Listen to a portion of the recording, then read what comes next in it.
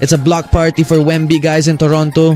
Dylan Harper's moves were impressive, but what Victor Wembanyama did in crunch time was even more incredible. Westbrook, 17 first quarter points. Kevin Durant answered him back. Number 2 in the West versus the number 5 team in the Eastern Conference. Raptors versus the Spurs. D-Fox, back-to-back points for the Spurs guys to start the first quarter. Stephon Castle, one of the best two-way players on the San Antonio Spurs. He even managed to lock down the bigger Brandon Ingram. It was a defensive game on the Spurs' fast break when Scottie Barnes blocked Devin Vassell. And then on the very next defensive possession for the San Antonio Spurs, Victor Wembanyama emphatically blocked the shot by Scottie Barnes. Wemby immediately gave the Raptors and Brandon Ingram a taste of his defense, and Ingram didn't dare challenge the alien again. Devin Vassell is the go-to guy for the San Antonio Spurs guys when it comes to offense. Devin is 2 out of 2 from 3 in the opening frame. It's a 3-point shootout. Immanuel Quickley with a 3-pointer off the screen, and Dylan Harper with a wide open triple off the bench. Dylan Harper made a huge impact guys while Victor Wembanyama was on the bench. He doesn't move like a rookie, and look at this, half-step layup for Dylan. Without Victor Wembanyama, the San Antonio Spurs interior defense loosened up, and that's where the Toronto Raptors capitalized guys with a 12-6 run. It was like 5 versus 1 out there. Dylan Harper versus Toronto. And here's more guys, a high floater over Jacob Poeltl. Dylan had a perfect start, 4 out of 4 from the field, 9 points in the first quarter. In 6 minutes, it's a close game, with the San Antonio Spurs leading by just 130-29. Wemby had 4 points in the first quarter, all of which came from free throws. In the second quarter, Victor Wembanyama deflected the ball from Scottie Barnes again. This once again led to fast break points for the San Antonio Spurs. D-Fox to Dylan Harper, 200 throwdown. A 5-0 run by the Spurs, and in less than a minute guys, the Toronto Raptors were forced to call a timeout right away. The San Antonio Spurs wouldn't let up on Scottie Barnes, who is the number 1 threat for the Raptors. Here's another block by Wemby. It looked like goaltending, but there was no call. The Toronto Raptors needed to raise their floaters, and that's exactly what happened. RJ Barrett, high floater. Wemby even helped with that, partially blocking it, but it actually made the basket even better. Victor Wembanyama was cold on offense, and at the 9-minute mark, the Toronto Raptors took the lead, 36-35. The Toronto Raptors defense was also solid. Idols and the home team's coach was even getting high blood pressure. This coach had to be restrained, Idols, after he lost his temper at the referee because it seemed like the official missed a call on Brandon Ingram's 3-point attempt. It was clearly a foul in the NBA, folks. It's called the high five rule. Defenders are not allowed to make contact with the shooter's hand after the ball is released beyond the arc. Looks like the referee forgot about that. The Toronto Raptors coach got a technical foul. Since the San Antonio Spurs were struggling on offense, Dylan Harper was brought back onto the court for scoring production.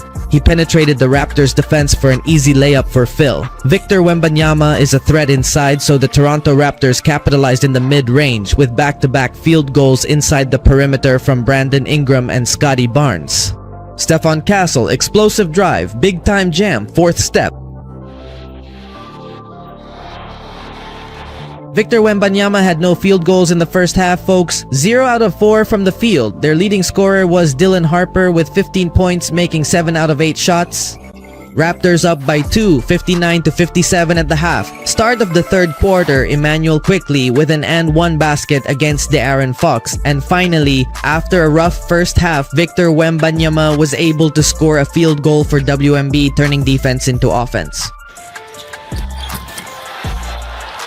The Toronto Raptors are putting pressure on WMB, often double-teaming the alien. Pass to the weak side to Devin Vassell, a 3-pointer. It's like the San Antonio Spurs got a taste of their own medicine here in the third quarter, folks. Surprisingly, the San Antonio Spurs were blown out in the third quarter, folks. It's a collective effort for the home team. Big night for Jamal Sheed, 12 points off the bench. The Toronto Raptors' biggest lead over the San Antonio Spurs was 15 points. Outscoring the second-best team in the Western Conference 25-11 in the third quarter, it's 90-78 Raptors. Fourth quarter, Victor Wembanyama, no jump block.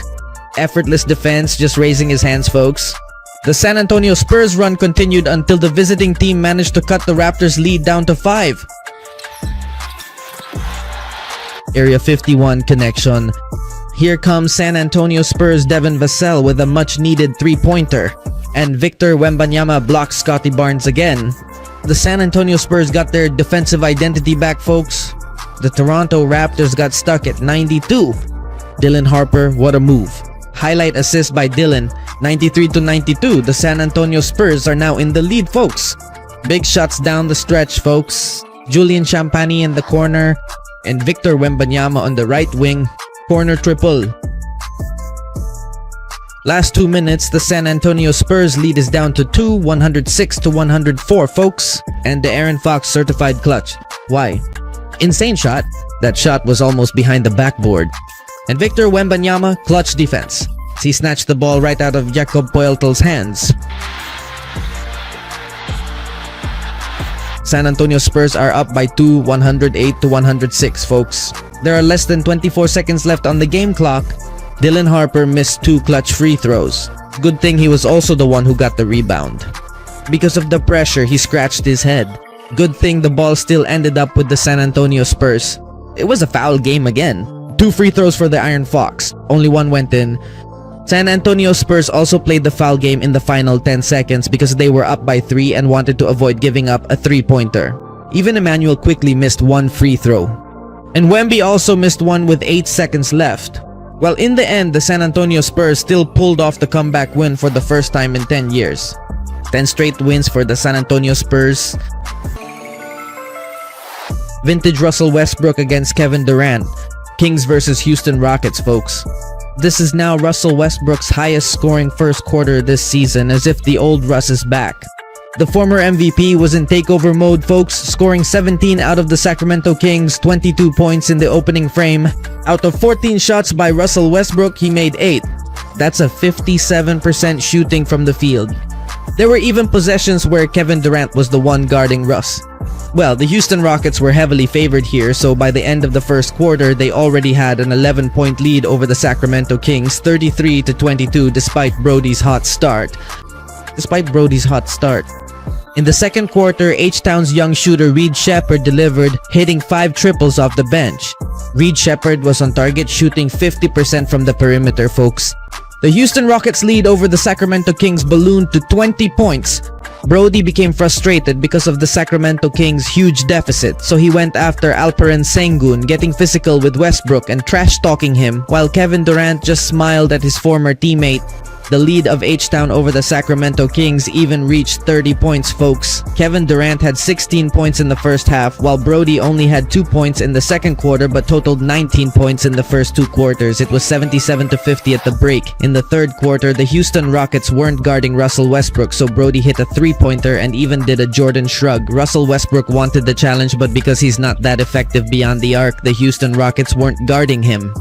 Well, in the fourth quarter, folks, the Houston Rockets completely took control of the game. The Sacramento Kings were still trailing badly as H-Town secured the win.